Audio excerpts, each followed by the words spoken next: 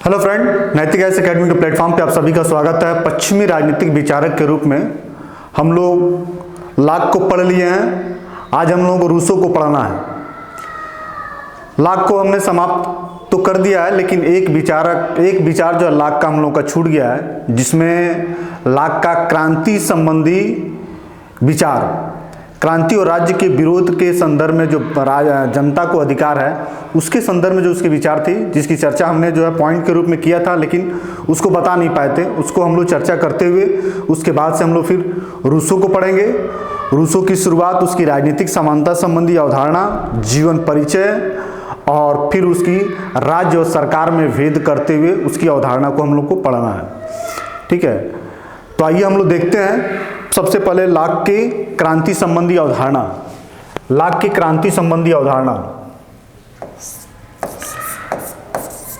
लाक की क्रांति संबंधी अवधारणा, लाक की क्रांति संबंधी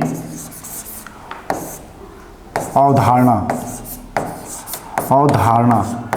या राज्य के विरुद्ध अधिकार, राज्य के विरुद्ध अधिकार,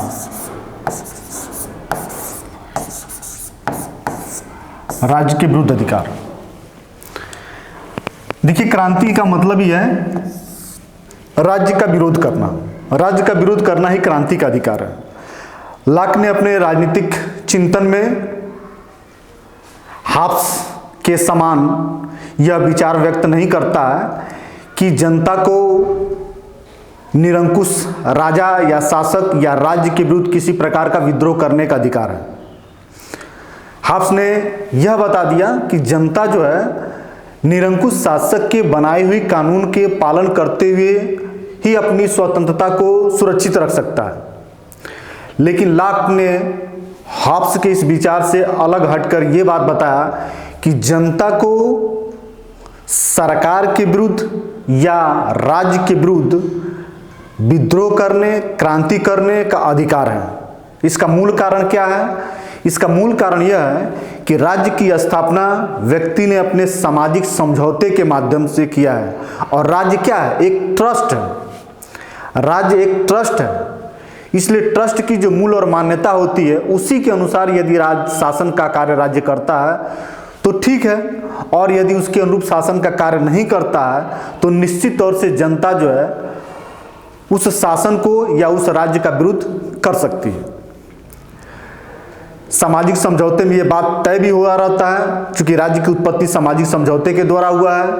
व्यक्ति ने अपने विकास के लिए राज्य को बनाया है और राज्य वही चीजों को करना है जो प्राकृतिक अवस्था में प्राकृतिक नियम है, प्राकृतिक कानून है, उन्हीं के अनुरूप उनको कार्य करना है। कोई नया कानून, नई व्यवस्था बनाकर उसको कार्य नहीं करना है।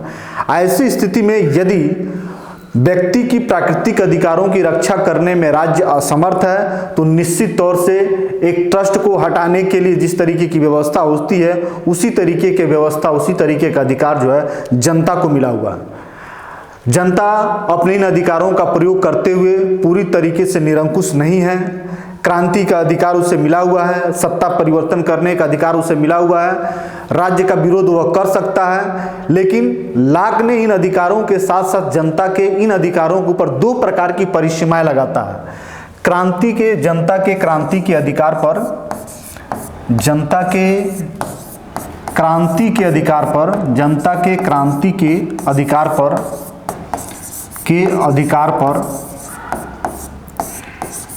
अधिकार पर दो प्रकार का प्रतिबंध लगाता है। दो प्रकार का प्रतिबंध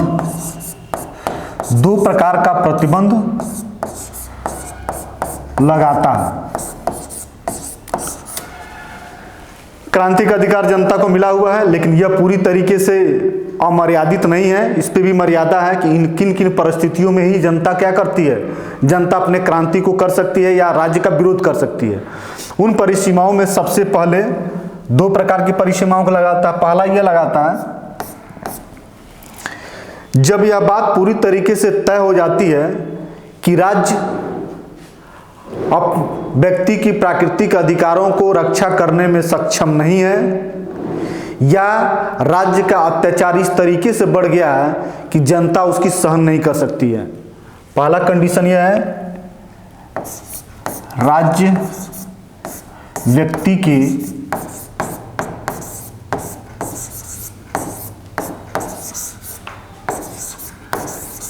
अधिकारों, व्यक्ति के अधिकारों की रक्षा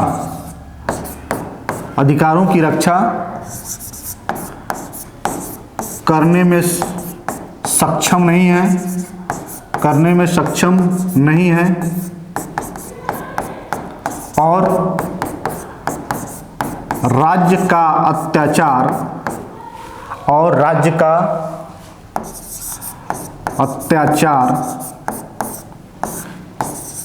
इतना बढ़ गया है,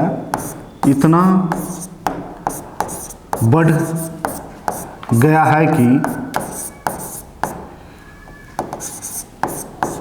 उसको बर्दाश्त करना, उसको सहन करना मुश्किल है, उसको सहन करना मुश्किल है, उसको सहन करना मुश्किल है। दूसरा, एक तो इस कंडीशन में बन जाए जब अधिकारों को रक्षा करने में राज्य अक्षम और उसकी अत्याचार इस कदर बढ़ जाए कि उसको सहन करना बर्दाश्त से बाहर, तभी जो है इसी कंडीशन में जनता विद्रोह करेगी या जनता क्रांति करेगी। दूसरा कंडीशन यह है कि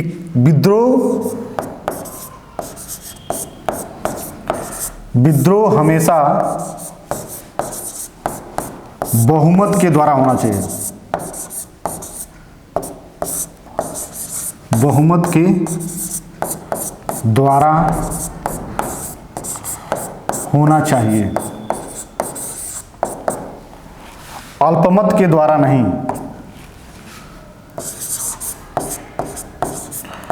अल्पमत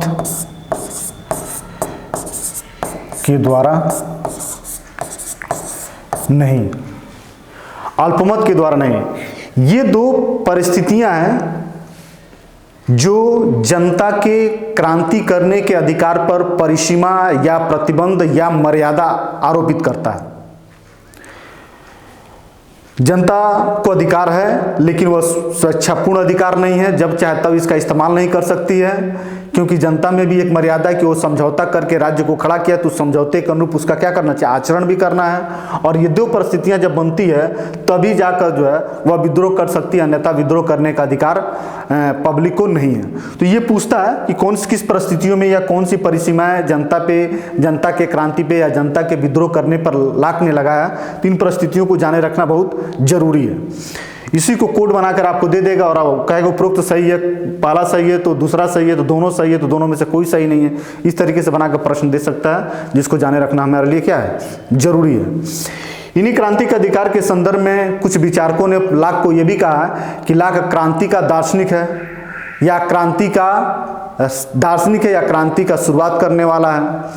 तो क्रांति का दार्शनिक है, इस रूप में भी इसकी व्याख्या किया जा सकता है कि क्रांति को बहुत सोच समझ के, संयम तरीके से और तार्किक तरीके से व्यक्ति को अधिकार देता है। अव्यवस्था न फैले, जनता के अधिकार सुरक्षित रहे और शासन में भी आस्था बनी रहे, इस तरीके से संतुलन बनाकर, शासक और शासितों के बीच में संतुलन बनाकर यह क्रांति संबंधी अपना अवधारणा देके कहीं ना कहीं राजनीतिक व्यवस्था में एक प्रकार की संतुलन भी स्थापित करने का क्या करता है, प्रयास करता है। वह उन क्रांतियों की अवहेलना करता है, उन क्रांतियों को इनकार करता है जिन क्रांति में उचित तर्कसंगत परिस्थितियां विद्यमान नहीं है, बल्कि ये सारी परिस्थितियां विद्यमान है, तभी क्या है, वह क्रांति वैध है या क्रांति करने लायक है। अब जो हम लोग है लाक के क्रांति संबंधी इस विचार की समाप्ति करने के बाद अब हम लोग रूसो पे आएंगे। सामाजिक समझौते के सिद्धांत की तीन त्रिमूर्ति जो विचारक हैं, जिसको कभी कभी राजनीतिक के क्षेत्र में पूछा जाता है कि त्रिमूर्ति विचारक कौन है, तो त्रिमूर्ति में हाफ्स रूसो को ही माना जाता है। सामाजिक समझौते के सिद्धांत, राज्य की उत्पत्ति के संदर्भ में जो सामाजिक समझौते का सिद्धांत है, उसकी प्रणेता या उसकी व्याख्या करने वाले ये तीनों हैं। और बाद में रूसो को पढ़ने के बाद इन तीनों में क्या क्या अंतर रहा इनकी मूल विचारों में, उसको भी हम लोग पढ़ेंगे। फिलहाल अभी हम लोग ये देखते हैं कि इनकी 3 बिंदुओं को पढ़ेंगे। पहला तो ये पढ़ेंगे कि समानता संबंधी बात, जीवन परिचय,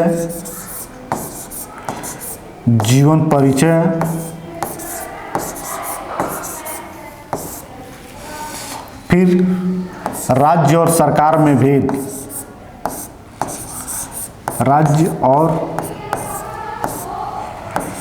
सरकार में भेद।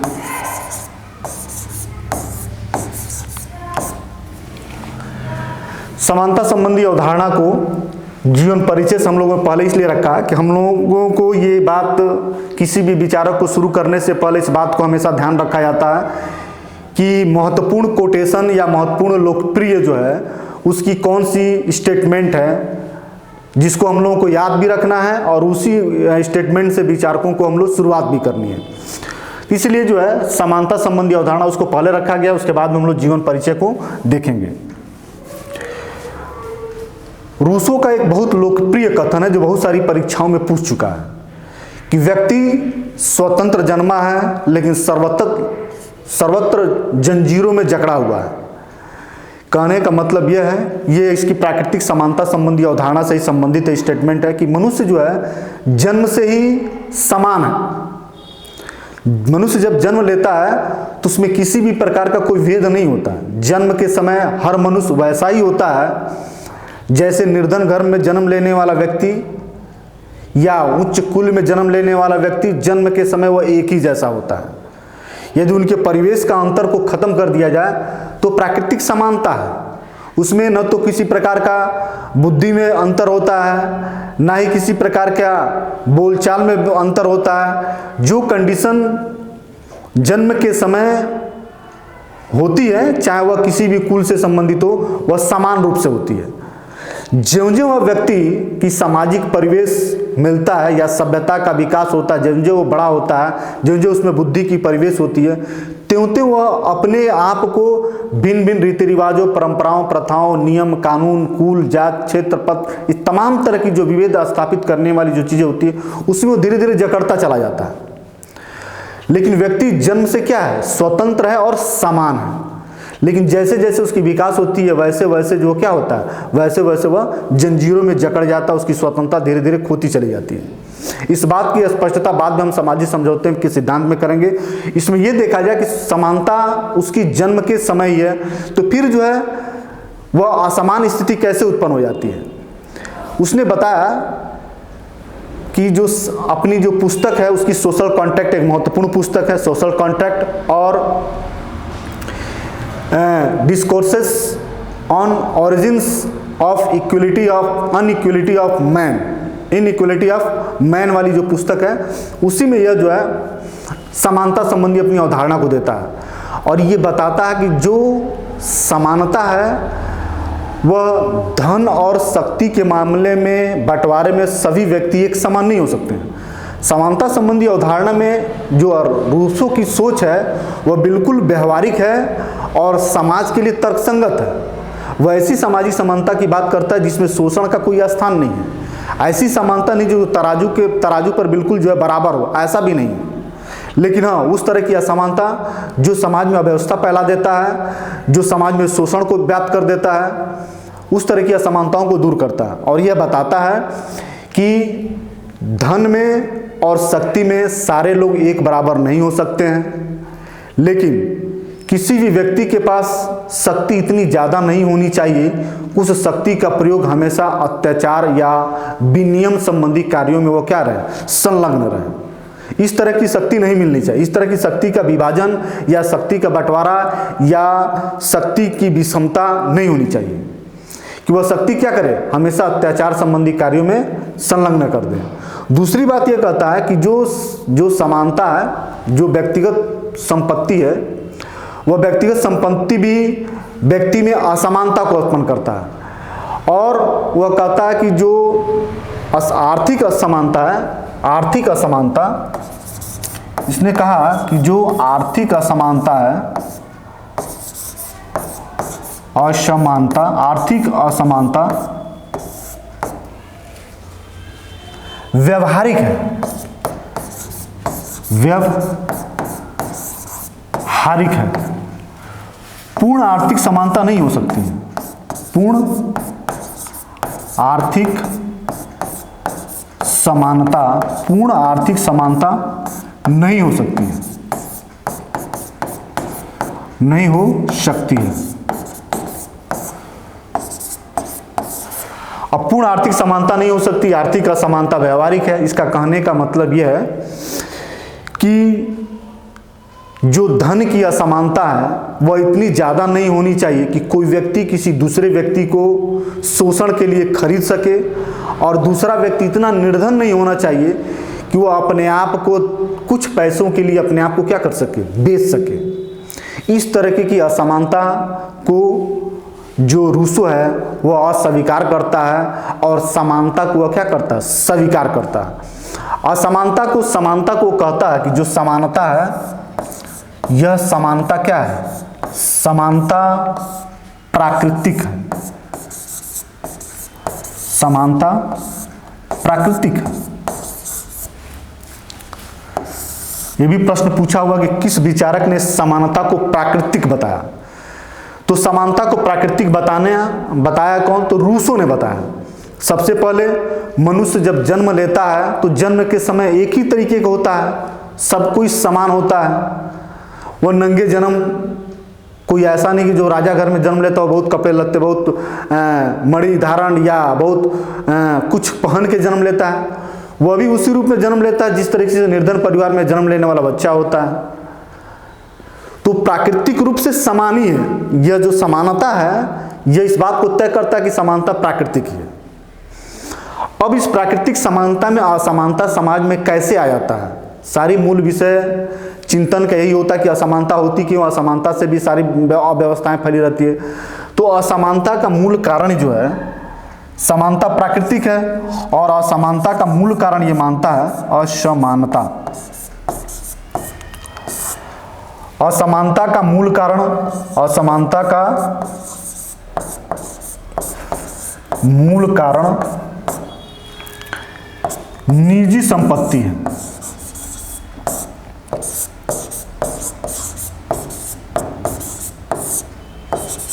निजी संपत्ति है, ठीक है। निजी संपत्ति के संदर्भ में यहां थोड़ा सा हम लोग चर्चा कर लिया जाए।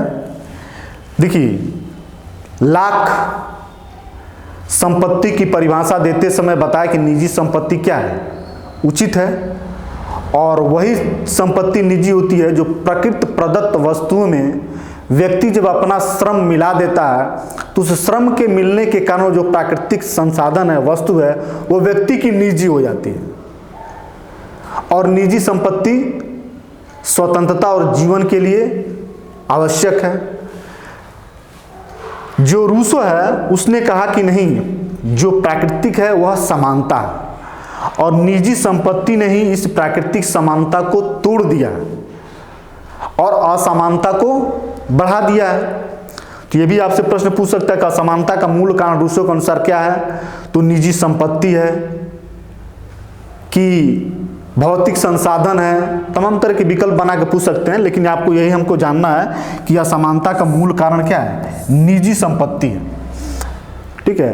अब निजी संपत्ति कैसे आया, इसने ये बताया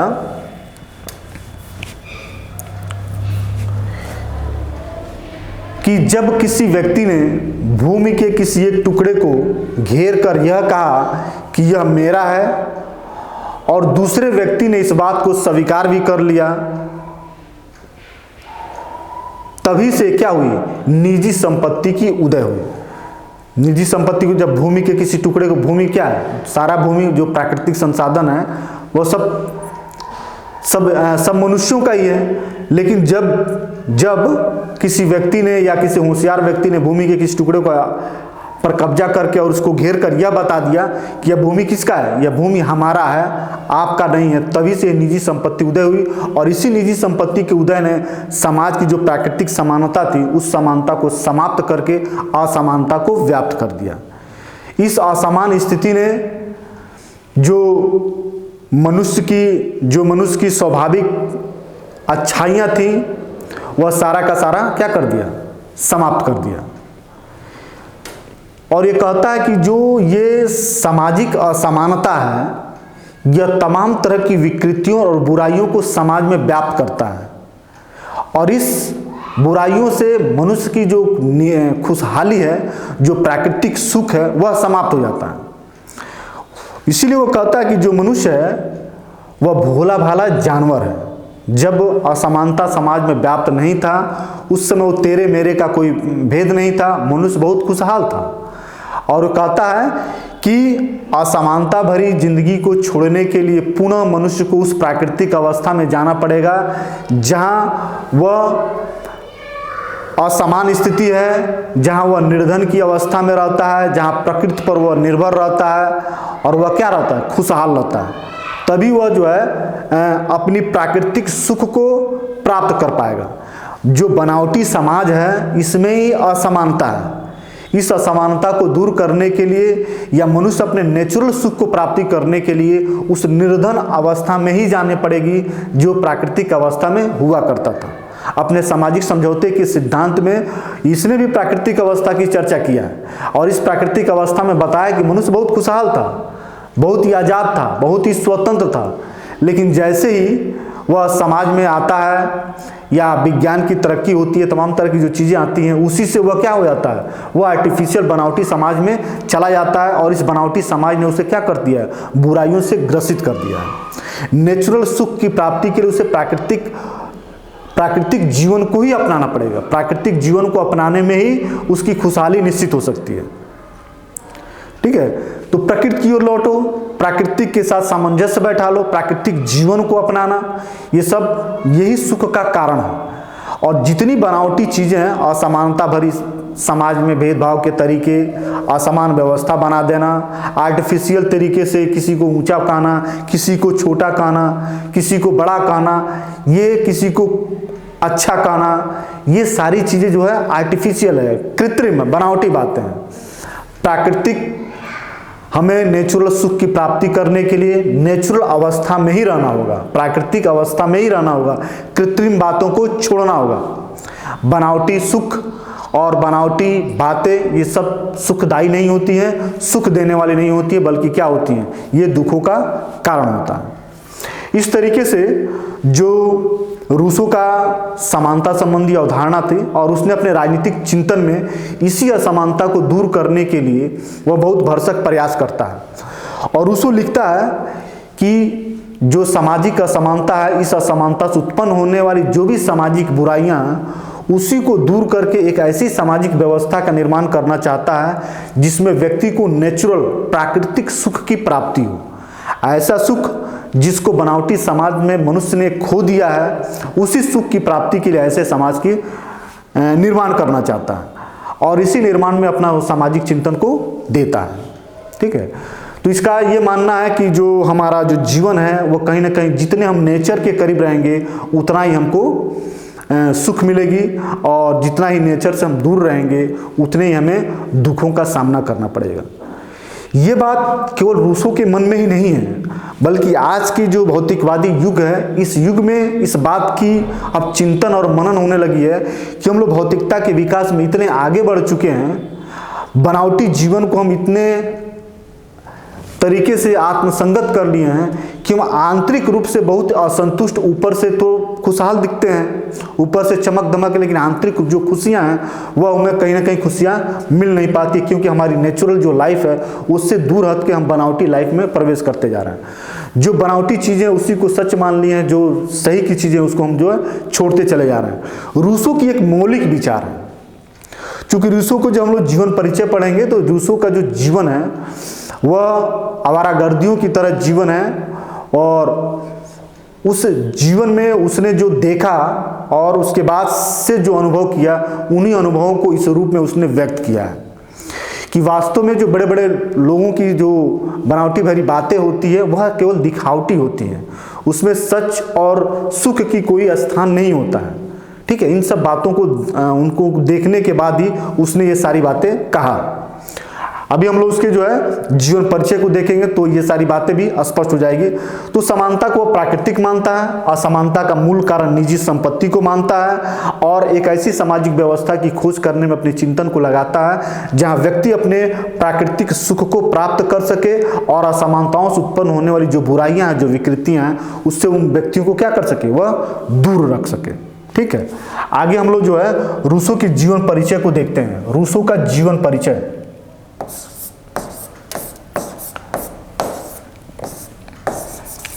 रूसो का जीवन परिचय।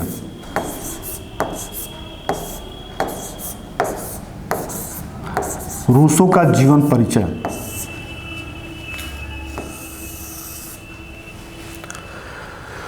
रूसो का जो जन्म है, जन्म 1712 जेनेवा के गणतंत्र में हुआ था। जेनेवा जो स्विट्जरलैंड में है, स्विट्जरलैंड में जेनेवा गणतंत्र में हुआ था।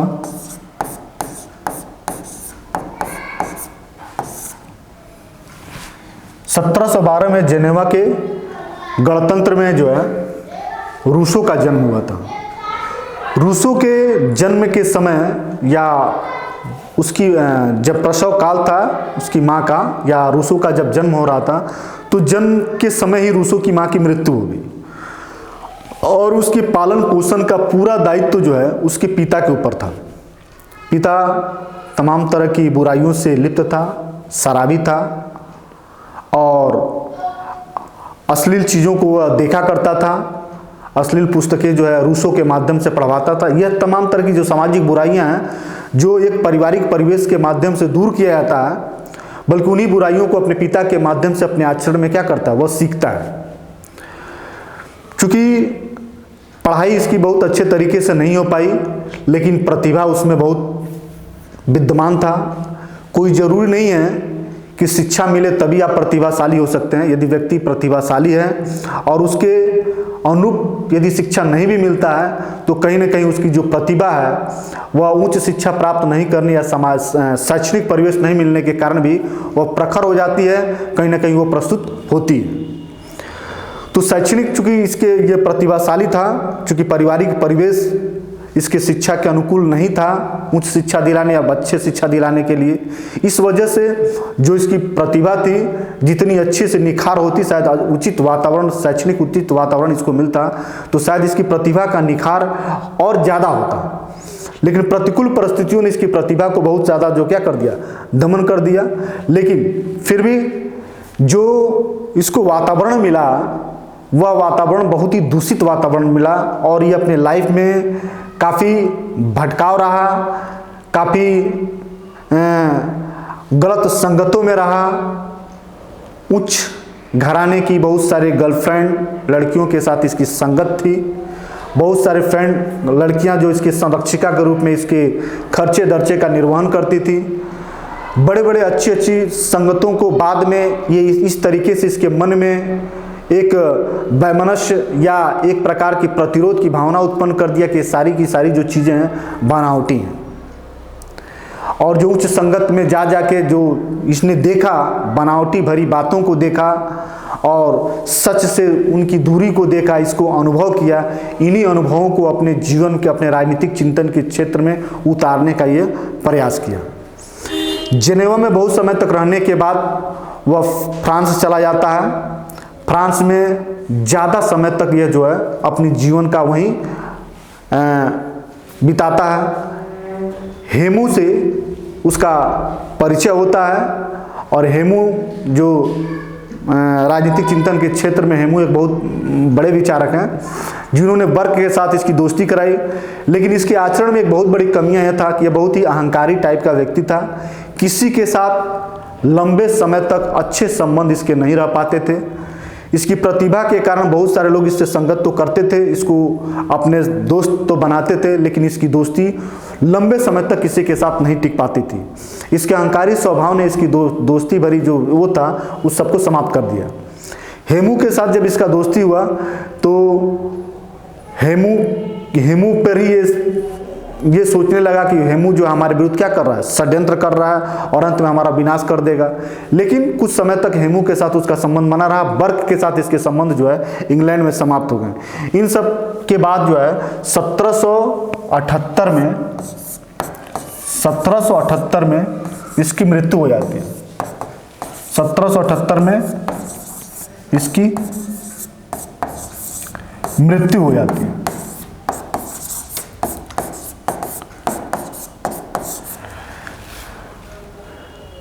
ठीक है, 1778 में इसकी मृत्यु हो जाती है।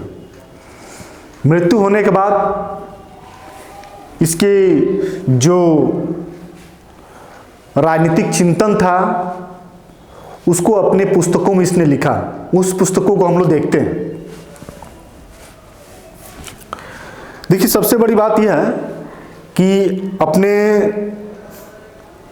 जो उठापटक भरी जिंदगी, आवारागर्दी भरी जिंदगी, व्यवस्थित जिंदगी इसकी नहीं थी। अच्छे परिवार से इसका चूंकि ताना बाना नहीं था, प्रतिभाशाली व्यक्ति होने के साथ साथ इसे की संगत तो बड़े बड़े लोगों के बीच में रही, लेकिन अस्थायी नहीं रह पाया। उसी दौरान कुछ निबंध प्रतियोगिताएं हुई। उस निबंध प्रतियोगिता में इसको अपने प्रतिभा दिखाने का अवसर मिला और उसमें इसके व्यक्तित्व का निखार हुआ। इसको एक अच्छे खासे विचारक के रूप में इसकी पहचान बनी। सबसे पहले जो है 1749 में 1749 में एक निबंध प्रतियोगिता हुई, जिस निबंध प्रतियोगिता का नाम था कला और विज्ञान की विकास ने कला और विज्ञान की विकास ने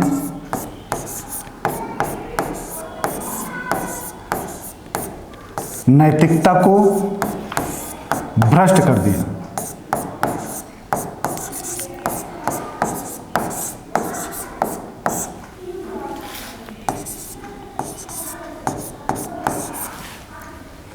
इस निबंध प्रतियोगिता में जो 1749 में हुआ, इस निबंध प्रतियोगिता में इसको प्रथम स्थान मिला था। प्रथम स्थान के साथ प्रथम पुरस्कार प्राप्त किया और कला और विज्ञान के विकास ने नैतिकता को भ्रष्ट कर दिया। इस निबंध प्रतियोगिता में इसने अपने जीवन में जो रियलिटी में अनुभव किया था, उन्हीं रियलिटी अनुभव को इसने क्या किया, उतार दिया।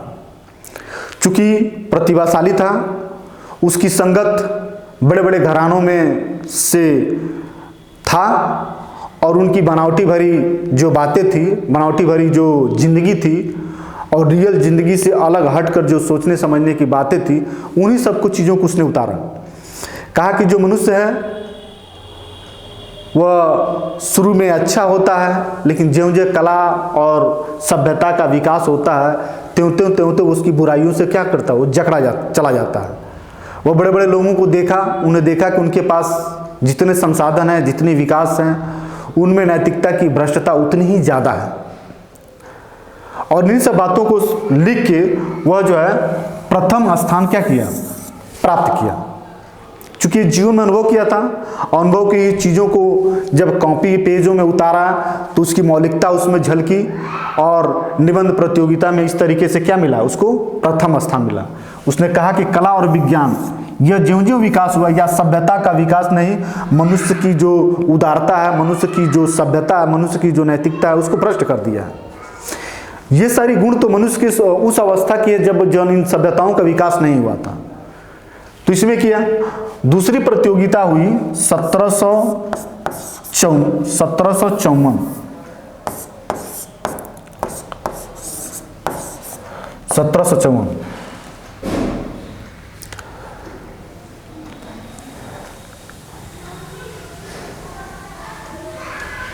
मनुष्य के जीवन में असमानता, मनुष्य के जीवन में असमानता,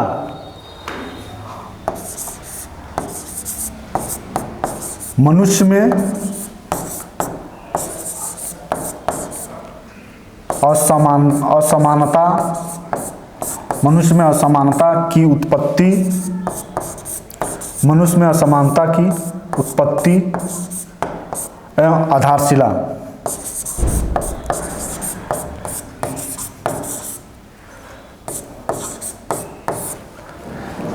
मनुष्य में असमानता की उत्पत्ति एवं आधारशिला। चूंकि ये जो है मनुष्य की मनुष्य में असमानता की उत्पत्ति एवं आधारशिला, कुछ धनाढ्य लोगों द्वारा यह प्रतियोगिता का आयोजन किया गया था और इस प्रतियोगिता के आयोजन चूंकि धनिक वर्ग के द्वारा किया गया था और रूसों ने धनिक वर्ग के अगेंस्ट में ही इस असमानता का मूल कारणों को बताया था, इसलिए इस प्रतियोगिता में चूंकि हकदार तो था, प्रतिभा तो इसकी थी, लेकिन इसे प्रथम पुरस्कार नहीं दिया गया, बल्कि ऐसे लोग के निबंध को प्रथम स्थान मिला जिन्होंने धनाढ्य वर्ग के पक्ष में बहुत सारी बातें कह दिया। तो इस प्रतियोगिता में इसका जो है स्थान नहीं मिला और स्थान नहीं मिलने के कारण इसे काफ़ी क्षुब्धता, मन में काफ़ी असंतोष पैदा हुआ। इस असंतोष ने इसने और भी राजनीतिक चिंतन करने के लिए क्या किया, विवश किया। तो ये दो महत्वपूर्ण इसके जीवन में दो निबंध प्रतियोगिता होती है। दोनों निबंध प्रतियोगिता का समय और निबंध का विषय पूछता है, जिसमें एक में वो प्रथम पुरस्कार पाता है, दूसरे में वो पुरस्कार नहीं पाता है। ये भी जो है तथ्यात्मक चीज़ें हैं जो हमारे जानने और परीक्षाओं के लिए उपयोगी है, इसको जानना चाहिए। इन सब के बाद, निबंधों के बाद, वह 4-5 महत्वपूर्ण पुस्तकों को लिखता है जो अक्सर नेट और जेआरएफ में डेट वाइज उसको जो है प्रकाशन का ईयर के साथ किताबों को क्रम के बारे में बनाने के लिए पूछता है। तो रूसों की कुछ महत्वपूर्ण पुस्तकें, रूसों की महत्वपूर्ण पुस्तकें, रूसों की महत्वपूर्ण पुस्तकें,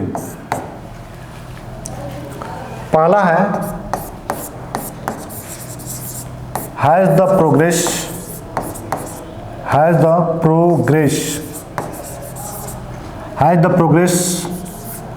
art and science, has the progress art and science contributed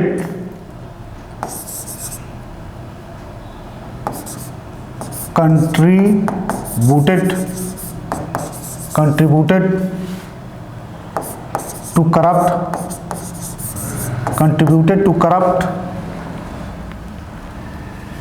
or purify of morals। ये पुस्तक है। दूसरी पुस्तक इसने लिखा डिस्कोर्स, ये लिखा 1749 में। ये उसकी निबंध है जो अभी हम लोगों ने चर्चा किया,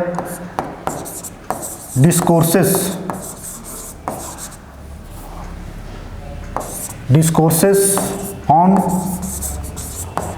आर्ट्स एंड साइंस। ये भी 1749 की है, ठीक है। तीसरा डिस्कोर्सेस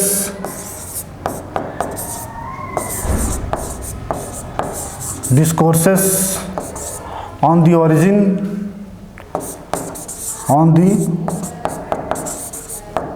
origin of inequality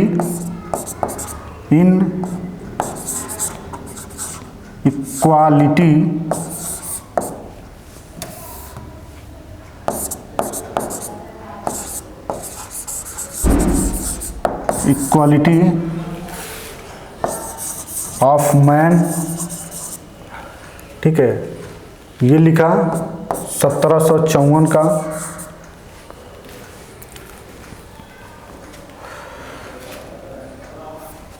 चौथी पुस्तक इसने लिखा discourses on political economy, discourses on political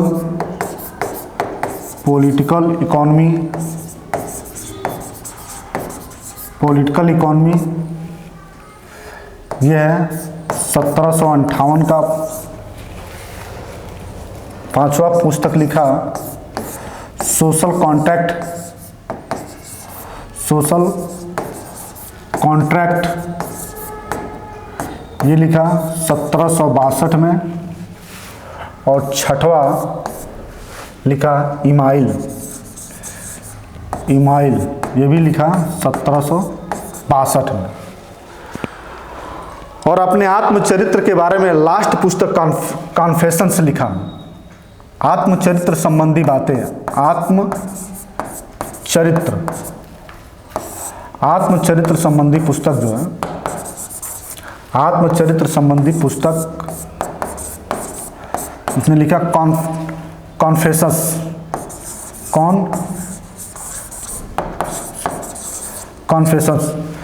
आत्मचरित्र संबंधी पुस्तक जो है कॉन्फेशंस लिखा। और इसने जो अपने जीवन में पोलैंड के संविधान को भी लिखा, पोलैंड के संविधान को लिखा इसने,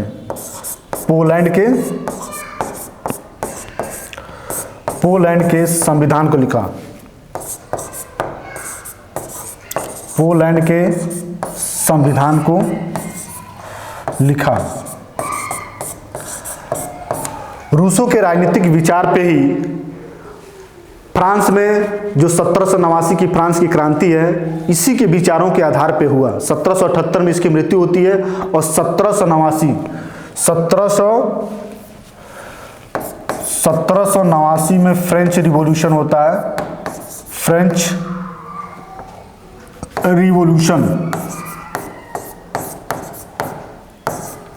रिवॉल्यूशन, जिसका जो दार्शनिक है, जिसका वैचारिक आधार प्रस्तुत करने वाला है, वह है रूसो।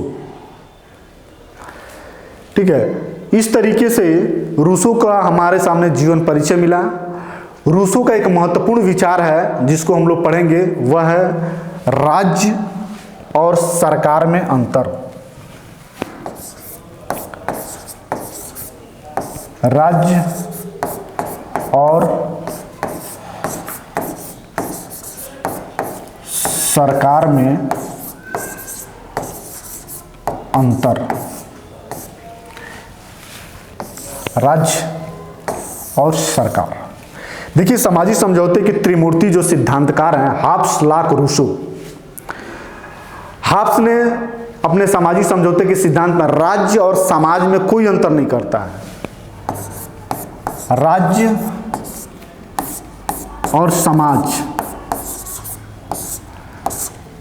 एक है हाब्स के अनुसार। ठीक है, राज्य और समाज में अंतर करता है लॉक। राज्य और समाज में अंतर नहीं करता है हॉब्स, लेकिन राज्य और समाज में लॉक अंतर करता है। यहाँ जो है राज्य और समाज से मतलब नहीं है, लेकिन राज्य और सरकार में जो अंतर करता है वह है रूसो। राज्य और सरकार में अंतर लॉक नहीं करता है, हॉब्स भी नहीं करता है, लेकिन ये तीन बातें हैं। राज्य और समाज में अंतर नहीं करता है हॉब्स, राज्य और समाज में अंतर करता है तो लॉक, लेकिन राज्य और सरकार में अंतर कौन करता है, तो यह है रूसो। राज्य और सरकार में अंतर करता है। इसने कैसे बताया अंतर करके, इसको हम लोग देखते हैं। सबसे पहले देखा जाए कि राज्य क्या है, तब देखा जाएगा कि सरकार क्या है। इसने बताया कि सामाजिक समझौते के परिणाम स्वरूप ही राज्य उत्पन्न होता है, लेकिन जो सरकार है वह सामाजिक समझौते के द्वारा सरकार उत्पन्न नहीं होती है, बल्कि सरकार क्या होती है, ये राज्य क्या है, सामाजिक समझौते से उत्पन्न हुआ है। सामाजिक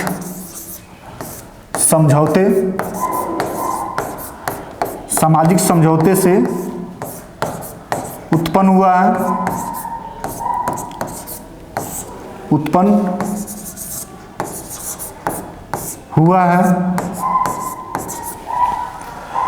और राज्य हमेशा व्यक्ति के मूल और मान्यताओं के अनुरूप ही को रखना है।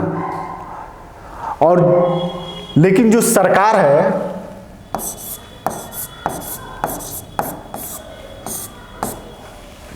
यह सामाजिक समझौते के द्वारा उत्पन्न नहीं हुआ, बल्कि संप्रभु जनता द्वारा, संप्रभु जनता द्वारा निर्वाचित व्यक्ति होता है।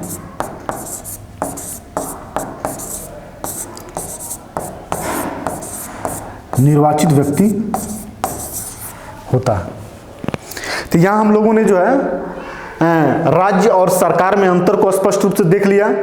जैसा कि रूसो कहता है कि राज्य और सरकार में स्पष्ट अंतर है। राज्य सामाजिक समझौते द्वारा उत्पन्न हुआ, व्यक्ति ने राज्य को अपनी आवश्यकता और जरूरत के अनुसार समझौते के द्वारा उत्पन्न किया है। लेकिन जो सरकार है, यह सरकार संप्रभु जो जनता है उसके द्वारा निर्वाचित व्यक्ति होते हैं।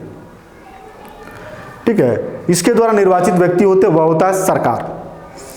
ये बताना है कि जो राज्य है वह हमेशा जनतंत्रात्मक ही होता है। राज्य हमेशा जनतंत्रात्मक ही होता है। राज्य निरंकुश नहीं होता है, राज्य सर्वाधिकारवादी नहीं होता है, राज्य स्वेच्छाचारी नहीं होता है, राज्य कुलीन तंत्र नहीं होता है, बल्कि राज्य क्या होता है? राज्य सदा जो है, राज्य सदा जनतंत्रात्मक होता है। जनतंत्रात्मक, जनतंत्रात्मक होता है। राज्य सदा जनतंत्रात्मक होता है। क्या मतलब है इसका? जनतंत्रात्मक का मतलब क्या होता है? जिसमें संप्रभुता शक्ति जनता में निहित होती है। चूंकि राज्य का निर्माण सामाजिक समझौते से हुआ है, इसके अलावा कोई दूसरा निर्माण करने का तरीका है नहीं। यदि राज्य सामाजिक समझौते से उत्पन्न हुआ है तो निश्चित तौर से संप्रभुता जनता में निहित है, तो राज्य कैसा होगा? राज्य हमेशा जनतंत्रात्मक ही होगा। अब सवाल ये उठता है कि जो सरकार का रूप है वह कैसा होगा? तो यदि राज्य जनतंत्रात्मक है तो सरकार का रूप जो है ये जनता के द्वारा ही निर्धारित होगा। जनता यदि सर्वोच्च शक्ति एक व्यक्ति के हाथ में देती है तो वह जनतंत्र होगा। यदि जनता सर्वोच्च शक्ति कुछ व्यक्ति के हाथ में देती है तो वह कुलीन तंत्र होगा। यदि जनता सर्वोच्च शक्ति संपूर्ण जनता में देती है तो वह जनतंत्र होगा। रूसो बहुत व्यवहारिक विचार रखता है कि सरकार का जो स्वरूप है वह एक समान, एक तरीके से सारे देशों में नहीं हो सकता है। समय काल परिस्थितियां सरकार के रूप को तय करती है। समय काल और परिस्थितियां ही सरकार के रूप को तय करती है। लंबे समय तक सरकार का एक ही रूप हमेशा नहीं चलते रहता है। सारे दुनिया के सारे देशों में सरकार का एक ही रूप प्रचलित नहीं है, या किसी एक देश में सरकार का एक ही रूप लंबे समय तक विद्यमान रहे, यह भी सही नहीं है। बल्कि क्या सही है? जनता द्वारा समय काल परिस्थितियों के अनुसार सरकार के स्वरूप में क्या होता रहता है? परिवर्तन होते रहता है। तो प्रश्न ये उठता है, तो किस प्रकार के शासन का समर्थन रूसो करता है? जनतंत्र का, कि कुलीन तंत्र का, कि प्रजातंत्र का? तो इस प्रश्न के जवाब में हम लोग को यह बताना है कि रूसो जो है,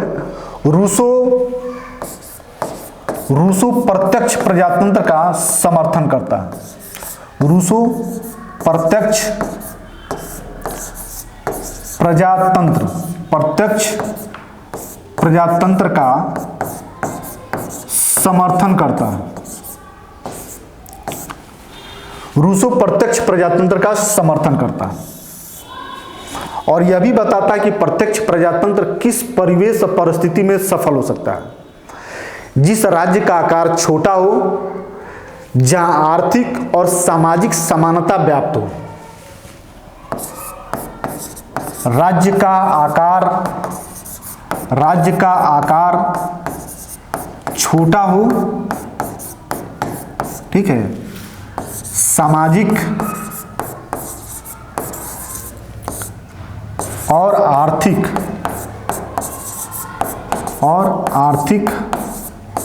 समानता हो,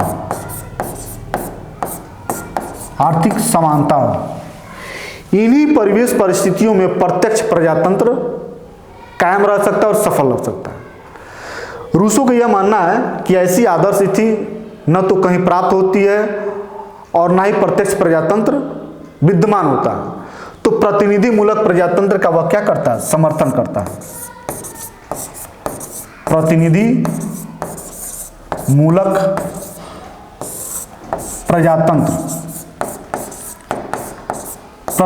प्रजातंत्र का समर्थन करता है।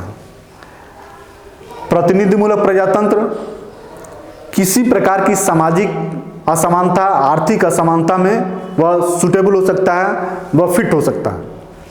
और प्रतिनिधि प्रजातंत्र को प्रत्यक्ष प्रजातंत्र में बदलने के लिए कई सारे बातों को यह बताता है। जैसे मान लीजिए कि विधि के निर्माण हो या विधि में कोई संशोधन करना हो या राष्ट्रीय स्तर पर कोई बहुत बड़ा निर्णय लेना हो, तो उस समय जनताओं के जन समुदाय को क्या करते हैं? बैठक बुलाया जाता है, प्रश्नों को उनके सामने रखा जाता है, उनसे विचार विमर्श किया जाता है, उनसे उनके बारे में जनमत लिया जाता है। इस तरीके से प्रतिनिधि मूलक जो शासन है वह प्रत्यक्ष प्रजातंत्र के रूप में काम करना शुरू कर देती है। तो ये रहा जो है सरकार और राज्य के संदर्भ में सरकार के रूप, राज्य और सरकार में अंतर संबंधी रूसों की विचार। इन सब बातों को पढ़ने के बाद आगे हम लोग जो है रूसों के अन्य राजनीतिक विचारकों को हम लोग को पढ़ेंगे, जिसमें सामाजिक समझौते का सिद्धांत, सामान्य इच्छा का सिद्धांत, विधि निर्माण और रूसों का हाफ लाख रूसों के साथ तुलना करते हुए रूसों का राजनीति के क्षेत्र में क्या योगदान रहा और उसका मूल्यांकन, इसको हम लोग आगे पढ़ेंगे। इन सब बातों के साथ हम अपनी बातों को समाप्त करना चाहते हैं और आपसे एक रिक्वेस्ट करना चाहते हैं कि जो लोग भी वीडियो को देखते हैं वह वीडियो को अच्छे तरीके से देखें, नोट्स बनाएं और लाइक करें, लाइक जरूर करें और अपने कमेंट बॉक्स पे कुछ चीज़ें कमेंट करके लिखें, सजेस्ट के रूप में हमें सजेस्ट दें, ताकि आपके द्वारा दिए गए जो सजेशन है, जो सलाह है, उसको हम कोशिश करके पूरा करेंगे, ताकि आप भी परफेक्ट होंगे और हम भी परफेक्ट होंगे। पढ़ाने वाले भी कभी परफेक्ट नहीं होते हैं, बल्कि जो पढ़ने वाले लोग होते हैं उनके द्वारा बताई गई जो कमेंट्स होती हैं, जो कमियां होती हैं, उसी को पूरा करके वो करते हैं। ठीक है, इन सब बातों के साथ अपनी बात को समाप्त करते हैं। फिर अगले वीडियो में हम लोग रूसों के अन्य विचारों के साथ मुलाकात करेंगे। धन्यवाद।